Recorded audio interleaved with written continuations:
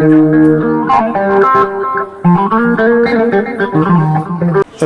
welama mawɗo hannde e joɗodade Abou Gaye ko ardi fof ko salminago femde maɗa kadi e yettudema nde ittudema saaha dokka ɗum bandiraɓe yeɓoɓe Windere TV taw koye émission Sénégal men ko ardi fof calmina bandiraɓe e on saaha puɗɗen nadde e yewtere nde. e ceerno Oumar mi salmitimama mi weltanimama e yettude kadi yimɓeɓe e dilla baɗɗe ɗen ko fati ha tengti e sen meɗen Windere TV ko jogade belema no feewi kadi Allah rokki en fartange hande kadi wawde en huccodirde. caggal de calminɗa bandiraɓe en duttoto o caggal seeɗa fodde wonde lebbi 3 ɗo yarate hande gonɗen koye laamu kesu waɗi duuɓi 12 ko won laamu goɗɗo wonno ɗo won régime goto wonno ɗo henna yimɓe hewɓe ene joguino guumu gama saaha do élection ngaji ɗi paandi maɓe jotto e jappere he ala ɓe jottotako Allah waɗi ɓe jottaki e jappere nde an en tant que observateur beele aɗa fanno sud mabɓe o so tawi aɗa fanno nguɗo joomu holko waɗi aɗa fanno ɗum walla beele a fadano o nguɗo joomu joomu ngu mana ko bettere wonandema. eyyi Oumar joomu ngu gueɗe ɗiɗi nani e nder muɗum min tawi woni koto banggue hakkillam waɗino saaha mi joganoki ɓerɗe ɗiɗi wonde koɓe yanoɓe ala meeɗa jogade miijo wonde koɓe yanoɓe eyyi waɗino saaha oɗon saaha noon wanno ɗum ko ligganode e fannu politique ligganodeɓe e fannu to banggue média hutorade média e fannu goɗɗo o ko ndi yeehi ha kamɓe koye mabɓe kamɓe gaddi wayloji kamɓe gaddi hankadi jibru e hakkillaji yimɓeɓe ha yimɓeɓe hankadi duttiti caggal wadde so tawi a ƴeewi wem peƴƴere nde yimɓeɓe joguino adani nde wiyete wonde Macky Sall ko candidat wonata wem peƴƴere nde ɗon Macky Sall ligginoma ɗum wondi ɗum ligginoma ɗum oɗon saaha Macky Sall mbaɗa heeɓi haqiqa so tawi o yehino élection ngaji walla o jagguirani neɗɗo mo yiɗi jaggirande o koko pasata kono noon ɗo yeehi hankadi ha Macky Sall natti wonde candidat wona jaahowo kadi mo ƴettanoɗo wona neɗɗo mo yinno yo ya ɗum waɗi o liggi joomu muɗum wadde so tawi en ƴeewi réussite mabɓe ko kanko joguino ɗum défaite mabɓe ne kadi ko Macky Sall ko kañum liggi oɗon défaite liggorini kadi junggo muɗum ganduɗa hono waɗa humpani hay goto ceerno Oumar nde élection ngaji ɗi ɓenni enen foof enen jiiri guite men ko kewi ko Benno Bokk Yakar APR on régime solɓitima e waɗi ni yimɓeɓe ganduɗa ene gonno e oɗon régime en jogotono sikki sakka yaltude yaade kono noon ene jogui kulol woto wiyede jomumen mana jamfima ko ɓoyani ko omo ganduɗa kañum woni mana Aliou Sall wi yalti APR donc so neɗɗo yalti APR ene wayno o yalti mana Benno Bokk Yakar holno jiiruɗa jaltugol Aliou est ce que wonani damal mawgal uddisigal wonande dendagal yinnoɓe yaade mana goppa mana parti o goppa coalition sa waɗano analyse holno jiiruɗa janggo Benno Bokk Yakar kañum mana e APR beele ko yimɓe jogorɓe wuurde walla so rena ko ɗo ɓe jogori hadde. eyyi aɗa andi Benno Bokk Yakar nde wonde nde ɓe cosato ɗum nde ɓe lelni ko sarɗiji ko eɗen jaada kabde ɗen laamodo ɗen ha ɗo laamu meɗen haaɗi wadde duuɓi 12 ɓe laamodima laamu mabɓe gasi wadde oɗo saaha hande yonti ko goto e mabɓe kala ruttito e parti muɗum ƴeewa holno yuɓɓinirta parti muɗum holno wurtinirta parti muɗum wawa jogade dille mum jogo activité ji muɗum nde tawno parti politique ko gueɗe tati tan jogui ɗum ko animation jogui ɗum ko communication jogui ɗum ko haare eyyi wona deƴƴere jogaki ɗum donc kamɓe ɓe laamodima yeehi ha tolnima oɗo saaha hande en paami jommu ngu nde waɗi nde en ko wayno AFP holliri wonde yuɓɓitinde parti muɗum PS nani woni e koyɗe muɗum nana wonde rendinde ɓesgu muɗum AFP nani wonde e rendinde ɓesgu muɗum parti ji keddiɗi wondunoɓe mabɓe fof goto fof nana woni e rendinde ɓesgu muɗum heddi noon ko e nder APR one so tawi a ƴeewi gila nde Macky Sall holliri wonde wonani candidat opposé candidature Amadou Ba tawi ala ko wawi hen mi haali ɗum e émission ngaji kewɗi mbimi Amadou Ba wona Macky Sall waɗi ɗum candidat ko Benno Bokk Yakar suuɓi Amadou Ba waɗi ɗum candidat kono Macky Sall meeɗa yaadude e candidature Amadou Ba ko gonga Macky Sall nomi Amadou Ba tottimo responsabilité ji kewɗi e laamu muɗum nde laami nde kono wonde ɗum candidat kam ɗum kam Macky Sall kañum yaadano hen heddi noon ko Benno Bokk Yakar caggal nde jooɗi kañumen cuuɓi Amadou Ba mbi wonde profil aji ɗi foof ko ene addana neɗɗo wonde candidat ene hawri e dow hoore Amadou Ba donc ɓe ƴetti Amadou Ba Macky ala ko wawi hen wawa wiide ɓe ala tawde woni koɓe jaɓannoɓe ɗum guila fuɗo ari ha yettiɗo kanko ne yonti alay saago o jaɓanaɓe o jaɓaniɓe e nder mbaadi Amadou Ba ene wona candidat mabɓe kono wona e saago makko wadde noon o jaɓani ɓe goni e nder hen kono makki ene woni e liggade less Amadou Ba hoto waɗ réussir Amadou Ba hoto waɗ réussir ɗum addani makki wadde dute wiide wonde ene waɗa ene wona candidat ala ene dirtina élection ngaji ala négociation ngaji ene mbaɗe ga hen ala metema Sonko je hen metema Karim je hen ɗum ɗo fof ko peeje ɗe gandanɗa hoorema projet wawde libde Amadou Ba ɗum woni ko makki waɗi ɗon wadde noon yeehi hankkadi ha yonti campagne natama Amadou Ba yeehi campagne ɓe tottani ɗum mbuuɗu ɓe tottani ɗum carburant ɓe tottani ɗum haydara yeehi e moyen ngaji hoore muɗum ɗum ɗon fof o yi ndirgu Amadou Ba ngu yimɓe ndiri kucci e muɗum so tawi o woppiri noon ha joni ne kadi ittata Amadou Ba koko ɗumininte koko yahata wadde noon o telɓina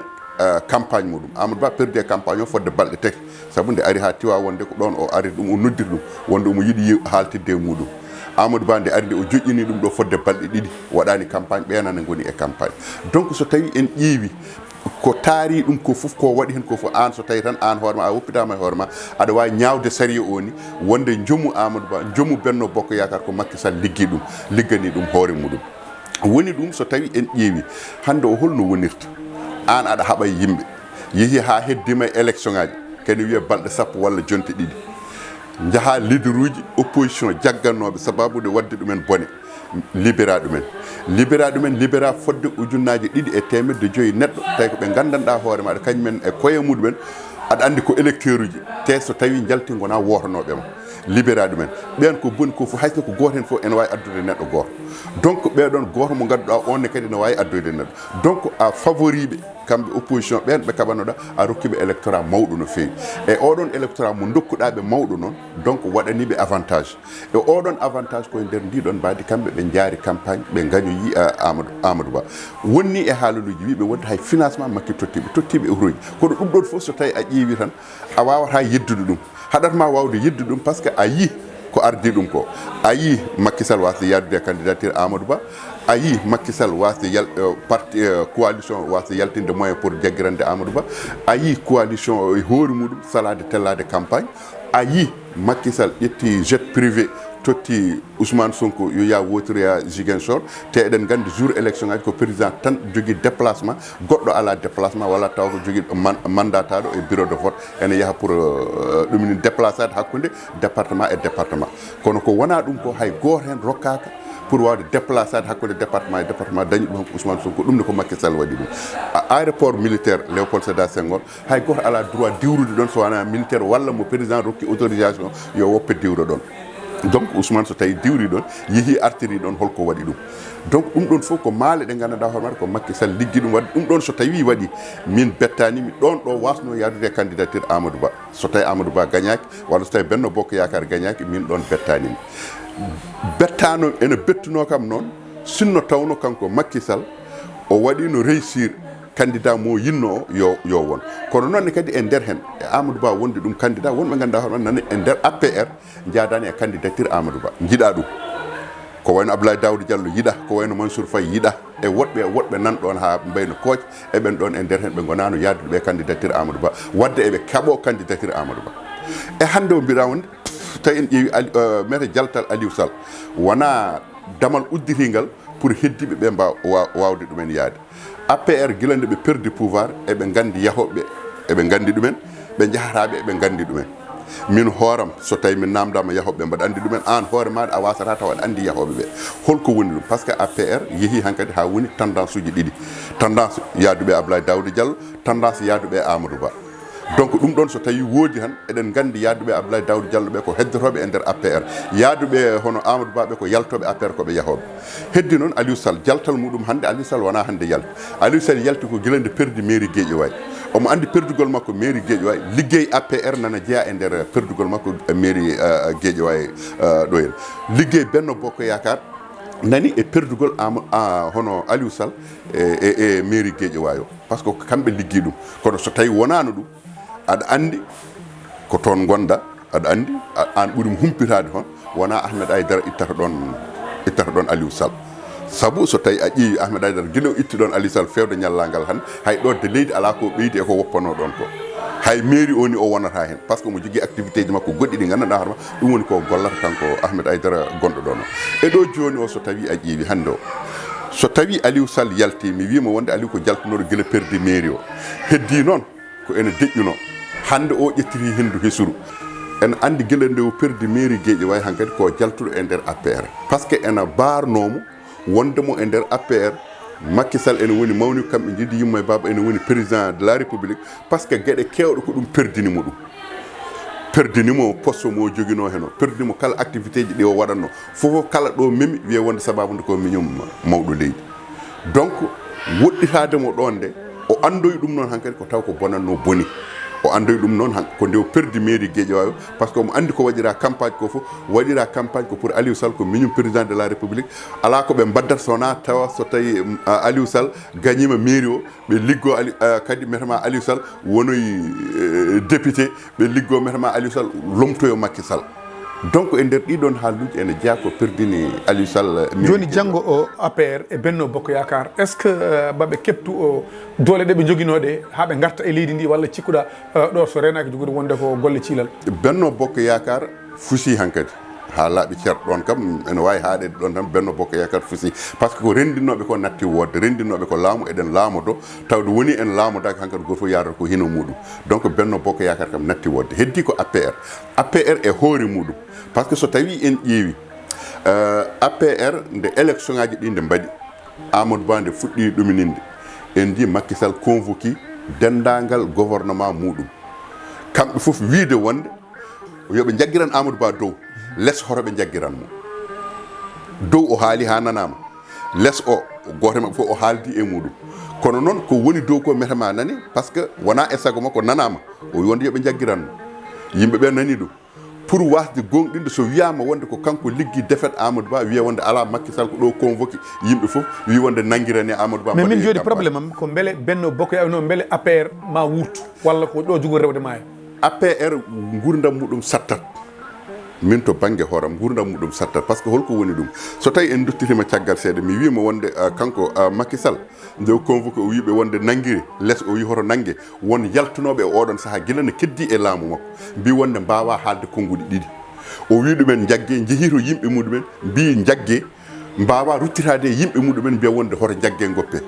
kañumen ko rimɓe ɗum ene kersa ɗum ko wayno Cheikh Oumar Anne ko wayno Farba Ngomen e woɗɓe yaadunoɓe e mabɓe ko wayno Doudou Ka en fami donc ko wayno Lat Diop en ɓeɗon fof kanko Macky Sall o sanction ɗumen e oɗon saaha o riiwi ɗumen e gouvernement makko par ce que o wi wonde ko ɗowtaki konngol makko donc kañumen jeehi ɓeɗon kam enen ganda ko yaaɓi ɓeɗon keddaki APR wadde noon so tawi ko fotidani so tawi yalti e APR wiyama APR fusani mata ko neɗɗo ene yiiɗi haalde haala dental tan kono APR koko fusi gila ɗon heddi won heddinoɓe e nder hen yaadunoɓe hen waɗoɓe maslaha wayde ko wayno Abdoulaye Seydou Sow en ko maslaha keddorino hen won woɗɓeɓe ganduɗa hoore maɗa nan toon hande o ene ɓuuri ɓadade Amadou Ba par rapport e yaadude ɗumen Abdoulaye Daouda Diallo so tawi gonga ene haale wonɓe ganduɗa hoore maɗa ene gondi Abdoulaye Daouda Diallo e nder APR kono noon wonɓe gandanɗa hoore maɗa hay sono leydi e asaman denti gona reftoɓe caggal Abdoulaye Daouda Diallo Abdoulaye Daouda Diallo no salori reftirde caggal Amadou Ba wona Abdoulaye sali ko Macky Sall kañum salani Abdoulaye Daouda ko wona ɗum en garat e régime keso mo ganduɗa ɓeɗo jooɗi joni ɗo yarate lebbi mabɓe nayyi cuwa timmude kono sa ƴeewi hadde haali yimɓeɓe pop ko wiide mana caggal balɗe temedere timmi ɓe poti waɗande yimɓe mana bilan yimɓe ganda mana holkoɓe liggi kadi ni wiyede alay saago ma o mo ganduɗa kañum woni premier ministre yo waɗ mana déclaration politique général kañum ne wonto nangti wonko addana ɗum wiide kañum mana ne waɗata so tawi naggam o waɗaka mana minne watta déclaration exactement ɗo yarate jimmi wiide beele ko bilan foti namdede e nder balɗe temedere walla aɗa andi so tawi a yi ene wiye wonde kala laamu keso jooɗingu so tawi jeehi ha dañi balɗe capanɗe jeenayyi ha balɗe temedere ko yo mbat bilan muɗumen mbaɗa ɓeto kalana yimɓeɓe e nder lebbi tati e balɗe sappo ɗi jooɗi ɗe walla e nder balɗe temedere ɗi jooɗi ɗe holkoɓe puɗɗi wadde holkoɓe jiiɗi wadde c'est à dire holkoɓe mbaɗi e holko woni fandare mabɓe ɗum ko ɗum woni ko gandanɗa hono waɗa leydi Sénégal ena hawri e nder hen guila heeɓi indépendance feerde ñallagal hande heddi ko no foti yaarede ni holno foti yaarede ni so tawi en ƴeewi wonande ko ɓenni no yaranno ko ɓenni ni ko noon tan nanguirten ko heddi kone kala ko en ara ko noon tan foti yaarude tawde woni ala ko wayli e nder muɗum heddi noon wonko eɓe kaala ɗum ɗon min e hakkillam mbimi wonde ko nguuɗo laamu gila eɓe ngoni e opposition koye podoje ɓe ngoni ha balɗe temedere ɗe ɓe jooɗi ɗo koye podoje ɓe ngoni ɓe cowataw gaynude koɓe podata ko rawde podoje ɗen ana jaaha yeeso ɗo ene lebbi jeegom koye podoje ɓe ngoni par ce que ala foof koɓe mbawi wadde walla koɓe mbaɗi taw ko ene memo ko yimɓeɓe ene jiiya min de to banggue hooram so wona gueɗel ittude directeur kesso ɓe gadde directeur kesso ɗum kam ene memo ittude ministre ɓe gadde ministre ɗum ene memo ene yiiya kono noon ko heddi ko ala koɓe mbaɗi taw par ce que hay ko wiyete wonde to banggue prix ji ustama ha e ñallugue hande gue wonɓe gandanɗa hoore maɗa keddi koɗo keddino par ce que so tawi a wi wonde a ussi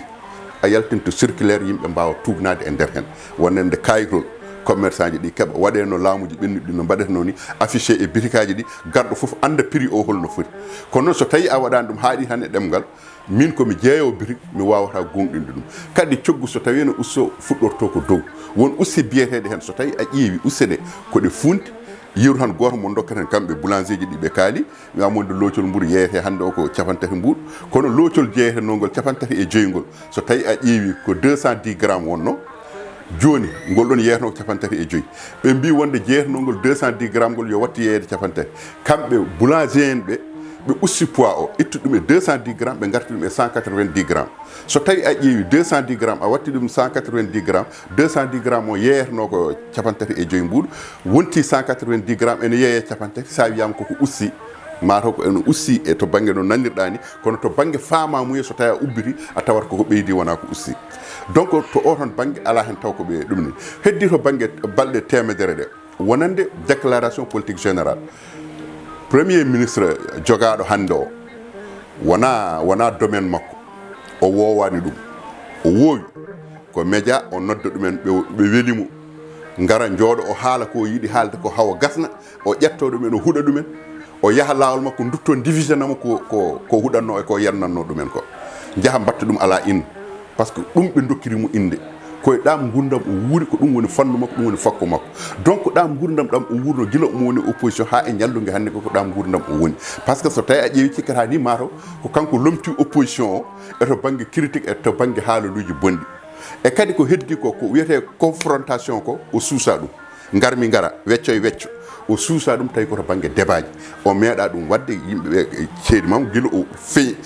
feeñi e 2018 walla 2017 fewde ñallagal hannde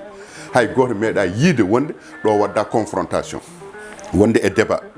ma woni ko débat public walla ko hakkude makko e journal o meeɗa ɗum jabde o woyi tan ko wiide wonde min mbaɗa waɗa déclaration de presse walla mbaɗa wona point de presse déclaration de presse point de presse ala question ngaji ko min tan ko bindumi ko ɗum ɗo mi liira ko bindumi ko ha gasa mi tagga kayitaji am mi fokkira mi yaaha lawol jiida e conférence de presse ko mi haalat aɗa questionne mbaɗa jaabo ɗum ɗon kanko o anda ɗum tawde noon o anda ndi ɗon mbaadi kanko koye ngal ɗon jaɓɓal tan o yaɓɓata koye ngal ɗon jaɓɓal o yahata kono so tawi wona ɗum an joguiɗa ko programme maɗa sa nani déclaration politique générale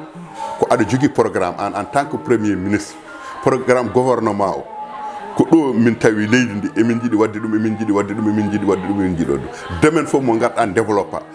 journaliste ji walla député ji posema hen question ngaji ɓe hen contrôle